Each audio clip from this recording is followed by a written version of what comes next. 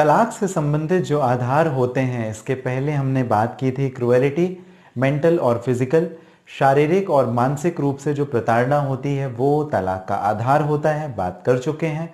Adultery के बारे में बात हो चुकी है, यानी अपने पति और पत्नी को छोड़ किसी और के साथ में शारीरिक संबंध बनाना भी तलाक का एक आधार होता है। डिटेल में हमने बात की, कुछ जजमेंट्स का रेफरेंस भी लिया।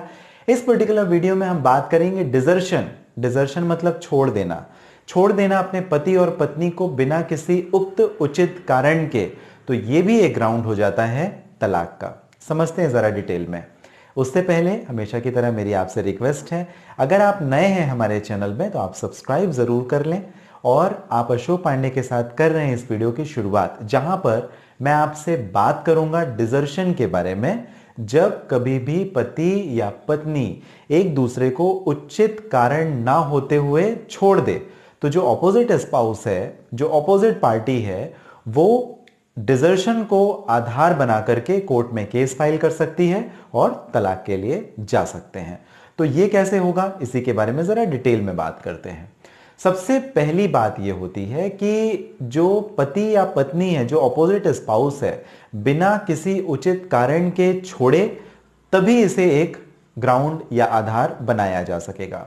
डिजर्शन के दो मुख्य एलिमेंट होते हैं, और पहला एलिमेंट होता है सेपरेशन, जिसे हम लोग ये कहते हैं, सेपरेशन को अगर आप समझना चाहें तो सेपरेशन का मतलब फिजिकल एंड मेंटल दोनों सेपरेशन है। फिजिकल कैसे? दोनों के बीच में अब शारीरिक संबंध नहीं है।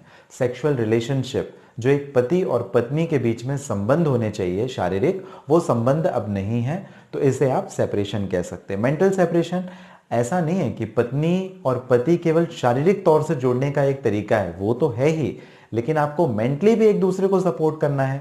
जब आपका कोई अटैचमेंट ही नहीं है, जब आपको उनके अच्छे बुरे या किसी बर्ताव से कोई फर्क ही नहीं पड़ता, कुछ लेना देना ही नहीं है, तो आप ये समझ सकते हैं कि आप मेंटली डिटैच हैं, मेंटल सेपरेशन आपका हो गया।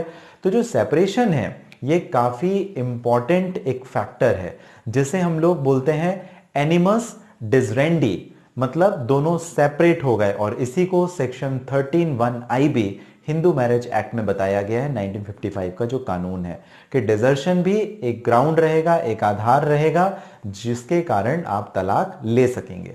अब ये पीरियड कितना होना चाहिए? इस पीरियड की जो समय सीमा है वो 2 वर्ष की है। मतलब जब कभी भी पत्नी पति को छोड़ दे, अपने मायके में चले जाए, बार बार बुलाने पर भी ना आए और बिना किसी कारण चली जाए, तो उस कंडीशन पर यह पीरियड 2 साल का रहेगा। और ऐसा ही पति के साथ में है, पति ने पत्नी को छोड़ दिया बेवजह, बिना कारण, तो पत्नी के पास ग्राउंड है। 2 साल का अगर पीरियड हो जाता है और ये कंटिन्यूअस नेचर का पीरियड होना चाहिए, तो इसे आधार बना करके तलाक का किया जा सकता है केस फाइल, और ये ग्राउंड बनेगा डिजर्शन का। दूसरी महत्वपूर्ण बात ये रहेगी कि जब कभी भी आप डिजर्शन की बात करें तो कंसेंट नहीं आएगी। मैं एक रेलेवेंट जजमेंट के बारे में भी आपसे बात करूंगा, जहां पर कंसेंट के फैक्टर को इन्वॉल्व किया गया। क्या मतलब हुआ इसका? कंसेंट का मतलब ये कि दोनों पति पत्नी आपस में ही डिसाइड कर लें कि ठीक है, हम दोनों की नहीं जमती है, आप इस घर में रहो, मैं इस घर में रहती हूं। ऐसा नहीं चलेगा। कंसेंट एक तो नहीं होनी चाहिए, बिना किसी उचित कारण के पति और पत्नी ने एक दूसरे को छोड़ दिया। चलो एक जजमेंट मैं आपको बताने की कोशिश करता हूं। यह है AV सुब्बाराव वर्सेस A सूर्य कुमारी का जजमेंट। इस जजमेंट में क्या हुआ था, पति पत्नी की बनती नहीं थी, दोनों ने आपस में ही डिसाइड किया, एक मेंटेनेंस अमाउंट डिसाइड कर लिया। इस केस में तो खैर 150 रुपए था। मान लीजिए कि पति पत्नी ने 5000 रुपए मेंटेनेंस डिसाइड कर लिया और कहा कि ठीक है, अब आपका और मेरा जमता नहीं है, तो आप अलग रहो, मैं अलग रहता हूं, आपको जो करना आप करो, मेरे को जो करना मैं करता हूं, और हर महीने में आपको इतना पैसा दे दूंगा खर्चे के तौर पर। तो क्या बाद में पत्नी इसी को आधार बना करके डिजर्शन का ग्राउंड जा सकती है क्या? यहां पे तो कंसेंट थी। तो एज ऑब्वियस, जैसा मैंने आपको अभी पहले बताया कि 2 साल का लगातार कंटिन्यूअस पीरियड होना चाहिए, कंसेंट नहीं होनी चाहिए। अगर कंसेंट है तो डिजर्शन के ग्राउंड में इंक्लूड नहीं होगी। एनिमस डिसरेंडी का प्रिंसिपल ऑपरेट नहीं होगा, और जो सेक्शन 13(1) IB है वो फॉलो नहीं होगा। तो कुल मिलाकर के कंसेंट नहीं होनी चाहिए। एक और महत्वपूर्ण बात यह है कि अगर आप डिजर्शन की बात करते हैं, सेपरेशन की बात करते हैं, तो इसे थोड़ा वाइड एंगल में समझना पड़ेगा। जरूरी नहीं है कि पति पत्नी डिजर्शन का मतलब अलग अलग ही रहें। मतलब एक दिल्ली में रह रहा तो एक मुंबई में ही रहे, या अलग अलग शहर में रहें, अलग अलग घर में रहें, ऐसा जरूरी नहीं है। पति और पत्नी एक छत के नीचे रह सकते हैं, लेकिन उसके बावजूद दोनों के बीच में शारीरिक तौर पर किसी भी प्रकार के कोई रिश्ते नहीं है, दोनों के बीच फिजिकल रिलेशन नहीं है। आप इसे कह सकते हैं कि ये भी सेपरेशन है, जबकि दोनों एक ही छत के नीचे रह रहे हैं उसके बावजूद। दूसरी महत्वपूर्ण बात यह है कि सेम रूफ में रहने के बावजूद दोनों के बीच में जो मैरिटल ऑब्लिगेशंस हैं वो पूरे नहीं हो रहे, जो दाम्पत्य जीवन है दोनों का शारीरिक संबंध बनने चाहिए वो नहीं है, प्लस मेंटली भी दोनों एक दूसरे से मानसिक रूप से डिटैच हो गए, अलग अलग हो गए। इसी को एक महत्वपूर्ण जजमेंट में भी कोर्ट ने बताया था, एक्सप्लेन किया था, और ये कलकत्ता हाईकोर्ट का जजमेंट है। ज्योतिष चंद्रा वर्सेस मीरा के केस में कोर्ट ने इंटरप्रेट किया था कि जरूरी नहीं है कि दोनों एक ही छत के नीचे रहें या ना रहें, जरूरी यह है कि दोनों के बीच में मैरिटल ऑब्लिगेशन नहीं होने चाहिए, प्लस दोनों शारीरिक और मानसिक तौर पर अलग अलग हो गए हैं तो भी समझा जाएगा कि यह डिजर्शन है। मतलब शारीरिक तौर पर भी दोनों के बीच सेक्सुअल रिलेशनशिप नहीं हो रहे हैं तो इसे समझा जाएगा कि यह डिजर्शन है। दूसरी एक महत्वपूर्ण बात, जब कभी भी हम लोग एक्सप्लेन करते हैं कानून को तो हमें जरा वाइड एंगल समझना पड़ता है।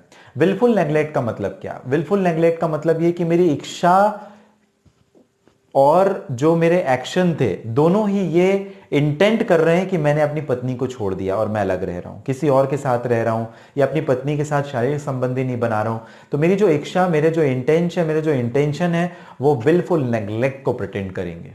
दूसरी महत्वपूर्ण एक लॉचन उत्तराखंड का एक जो जजमेंट था, वहां पर भी एक लक्ष्मण वर्सेस मीना के जजमेंट को मैं आपको बताना चाहता हूं। इस जजमेंट में एक्सप्लेन किया गया था कि जब कभी भी पति अपनी पत्नी के साथ में एक छत के नीचे रहते हुए भी शारीरिक संबंध नहीं बनाएगा, मानसिक तौर पे भी दोनों अटैच हो गए, तो जो ऑपोजिट पार्टी है केवल उसको राइट रहेगा कि वो क्लेम कर सकती है, डिजर्शन का ग्राउंड ले सकती है। मैंने गलत किया तो मैं ही उसके बेनिफिट के लिए कोर्ट में नहीं जा सकता, मैं ही अगर सपोज अपनी पत्नी को छोड़ देता हूं और उसके बाद डिजर्शन का ग्राउंड लेकर के कोर्ट में जाता हूं तलाक लेने के लिए, तो मुझे तलाक नहीं मिलेगा। ये कोर्ट ने एक्सप्लेन किया था। इट मींस, सीधी सी बात यह है कि बर्डन ऑफ प्रूफ किसके ऊपर रहेगा? जो व्यक्ति डिजर्शन का ग्राउंड ले रहा है, पहली चीज, और डिजर्शन का ग्राउंड वही ले सकता है जिसके साथ अनुचित, जिसके साथ गलत हुआ है, उस व्यक्ति के साथ में नहीं जिसने गलत किया है। इस बात को भी आपको ध्यान रखना पड़ेगा। महत्वपूर्ण बात एक और है, उसे भी आप ध्यान में रखें कि डिजर्शन का ग्राउंड हमेशा 2 साल में पूरा होता है, यानी वो कंटिन्यूअस नेचर का होना चाहिए, और आपको यह साबित करना पड़ेगा कि आपके पति या आपकी पत्नी ने आपको 2 साल से ज्यादा का समय हो गया है, छोड़ दिया है, अलग रह रहा है, शारीरिक व मानसिक तौर पर दोनों का सेपरेशन है। आपको ये जानकारी कैसी लगी डिजर्शन टॉपिक से रिलेटेड, जो कि एक आधार है तलाक का? मुझे जरूर कमेंट बॉक्स में मेंशन कीजिएगा। और इसके साथ ही अगर किसी पर्सनल प्रॉब्लम के लिए आप बात करना चाहें, आपको नंबर हमारा डिस्प्ले हो रहा होगा, साथ ही इस वीडियो के डिस्क्रिप्शन में लिंक है जहां से आप डायरेक्ट अपॉइंटमेंट बुक करके भी बात कर सकते हैं। आप सभी जो हमेशा और कीमती महत्वपूर्ण आपका समय मुझे देते हैं, इसके लिए आपका बहुत